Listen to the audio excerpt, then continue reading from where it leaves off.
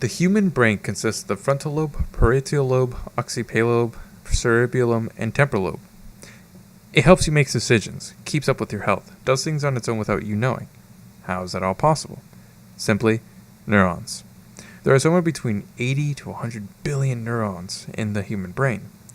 A nerve cell is an electrically excitable cell that takes up, processes, and transmits information through electrical and chemical signals. How it happens is, at the beginning of a nerve cell, where the dendrites or synapses is located, info gets sent there.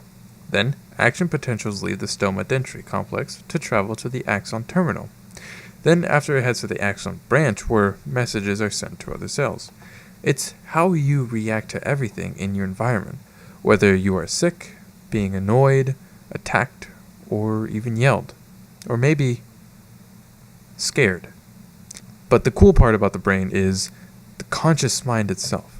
In correlation with all your neurons and brain, there is a such thing called conscious mind, where you are aware of your surroundings, listening to somebody, picking up a coffee mug, choosing the song you want to listen to, all of your awareness that you condemn. But behind that conscious mind is a subconscious mind.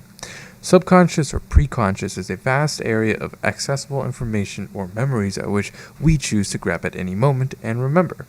For an example, having to remember the quadratic formula for algebra. It is a memory at which you only choose to remember to do math. You go out of your way from your awareness, pick out that memory, and use it in your conscious mind. But the cool part about the conscious mind or the preconscious is simply the memory, our access of information. Let's spice things up a bit. Think of a small memory that you often think about but you never tell anyone about. What you had just done in a matter of seconds was go through your preconscious mind, choose a memory, and put it to your awareness. That image or sound that you had just thought of in seconds are long-term memories that are stored throughout the brain as groups of neurons that are pinned to fire together in the same pattern that created the original experience. Every second of your life, you are storing memories, even if you're not paying attention.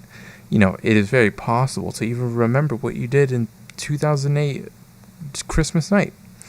They say that you just have to meditate or go into a deep state of mind and fully concentrate, challenging your brain to remember or to spark the neurons into the same patterns as it happened before.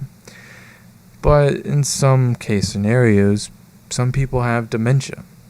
Now, dementia is caused by damaged brain cells. This damage interferes with the ability to brain cells to communicate with each other. When brain cells cannot communicate normally, thinking, behavior, and feelings can be infected. The patterns that spark up chemically to remember something of your past doesn't happen anymore, sadly. This leads to people forgetting where they're from, where they are at, or who their family members are at.